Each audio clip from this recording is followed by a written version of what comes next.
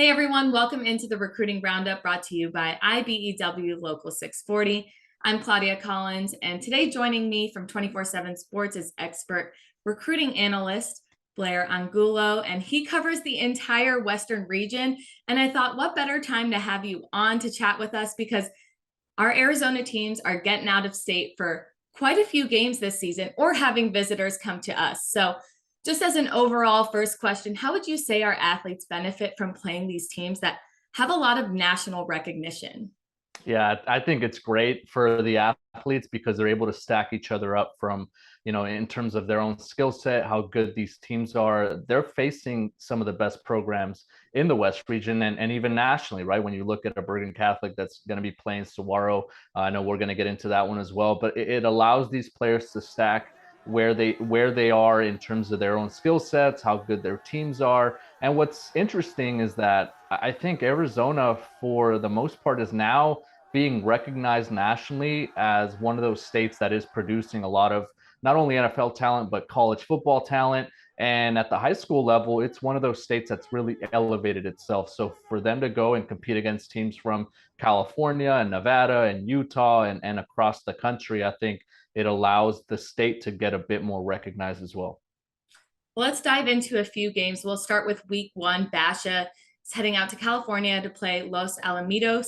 We know that leading the charge over at Basha is Damon Williams Jr. He's going into his junior season, but I'm curious, how do you think a game like this will impact someone in his position's recruiting or someone along those Yeah. lines at Basha that's looking to get eyes on them?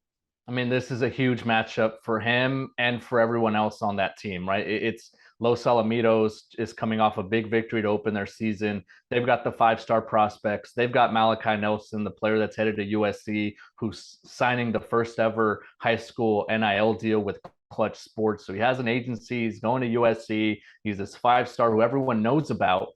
And it's an opportunity for Basha and its players to really get some recognition and get some respect because I'm not sure anyone is expecting Basha to go into the state of California to open their season and beat a bunch of these highly coveted prospects. The Malachi Nelsons, the Makai Lemons, the TC Cunninghams, those guys that are a part of that Los Alamitos team. But when you look at Basha's roster, they have a lot of talent. They have not only Damon Williams, who leads the charge, but another top 100 prospect in that 2024 class nationally, Miles Lockhart. He's one of the better defensive backs in the country, regardless of class. Cole Martin is committed to Oregon, and he gets a lot of recognition for what he's able to do and how he shuts down his side of the field. So, you think about the playmakers on that Los Alamitos side, and it might look like an uphill battle, but I do feel like Basha has a puncher's chance heading into that matchup. It's going to be really interesting. A lot of interesting matchups in week one. Also going to California is the Chandler Wolves. They're taking on Cathedral Catholic. But this is our first opportunity to see Dylan Raiola, which we have heard a lot about him. We've seen him in spring ball, summer practices. But what should we expect out of him in his first showing?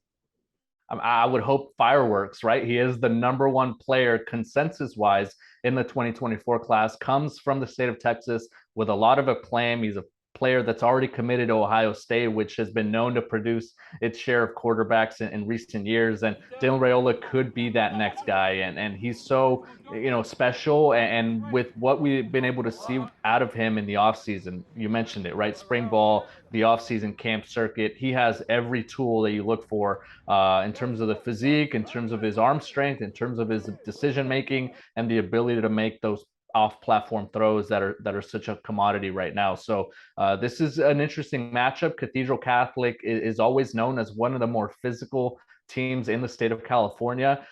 They kind of run the San Diego area, and they have a lot of really good talent. I like two safeties on that team. Marcus Radcliffe, he's committed to San Diego State. And then there's a 2025 prospect that's already in the top 100, has over a half dozen scholarship offers. His name is Madden Faraimo. And, when you think about Dylan Raiola going up against a secondary that has two really long safeties in Radcliffe and Faraimo, I think that's a really interesting matchup to look for in that week. Well, Cathedral Catholic may run the San Diego area, but the Wolves have been known in recent history to kind of run the whole Arizona area for quite a while. They're always in that conversation. But running the Arizona region over this past year has been Saguaro, our Open Division state champions, and they've got the number 3 team in the country nationally visiting them in week 1. So overall, what can we expect out of this first game? And if they take down this team, what does that make the conversation around Saguaro nationally look like? Yeah, Bergen Catholic, one of the better teams in the state of New Jersey and one of the best teams on the East Coast. They are typically facing off against private schools, right? And for them to go out and play a Saguaro, which is a public school and maybe doesn't have that notoriety from a name perspective as some of the schools that Bergen Catholic usually faces, it's going to be interesting to see how Saguaro is able to match. But I think they have the talent across the board. Obviously, they return a lot from a team that already won the Open Division Championship last year, and they got over the hump. Devin Dampier is obviously the player that makes things go there. Really exciting and productive quarterback who can do things with his arm, can do things with his legs. But the guys that I'm looking for on Bergen Catholic's team are up on the defensive line. That'd be Sadir Mitchell. He's a 4-star defensive lineman committed to Texas. And then there's a Maryland edge rusher commit, DJ Samuels, who also has some notoriety early on. So I think that battle will be won up front. If Saguaro can do some damage up in the line of scrimmage, I know they like to run the ball, especially with Devin Dampier. That's going to be the matchup to watch, that offensive line for Saguaro against that defensive line from Bergen Catholic. All right, we've talked about 3 big games in week 1. Feel like it's a good time to ask, are these the game film that coaches across the country are going to be looking at, because they're going to get to see the best of the best on both sides?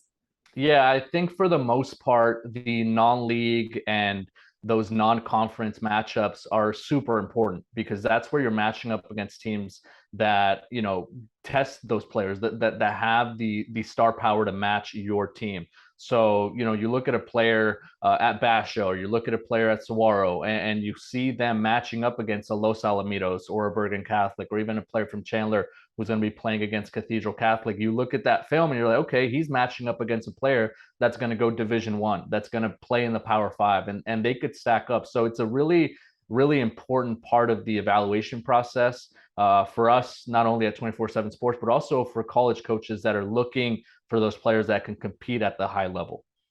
All right, well, we've covered some of the biggest games in week 1, but I want to skip over to week 2 for Arizona football because Hamilton will have their rematch against Bishop Gorman. That is one of the most unforgettable games in Arizona high school football history. We're talking final minutes. The Huskies just turn everything around. They're going to have one game in week 1 against Centennial, but on the other hand, Bishop Gorman has already going to have 3 games under their belt. This is going to be the first time in a while that we've seen Rock Chalosky. I mean, what can we expect out of this game? Is it going to be another edge of our seat situation, you think? Bishop Gorman has had this game circled on its calendar for 12 months, I guess you could say, right? Since they lost that game, nationally televised, the way they fumbled that game away, I think it left a sour taste in their mouth. And so Hamilton will get Bishop Gorman's best shot. And, I think when you look at Hamilton's team, the players that were in that game that made a difference, the Trey Spivies, Genesis Smith, who started to make an impact later on in his junior season. And then you mentioned, Rock Chalosky, the quarterback who's actually committed to UCLA to play baseball and is one of those better MLB draft prospects. They're all going to be in a way getting their feet wet early on in their senior season. So this, what better way to do that than to defend that victory that you had last year against Bishop Gorman. But like I mentioned, they've had this game circled on the calendar. I know Bishop Gorman had that lead. They blew it late. I would not expect them, if they do get out in front into a favorable score line, to ease off the gas. And frankly, I'd be stunned if they don't try to hang 60, 70 points on Hamilton. So that's going to be an interesting score line to monitor. There's some bad blood there. I don't want to say that about a high school matchup, but it makes it exciting. It makes it fun. And I think it's going to be a great night of high school football.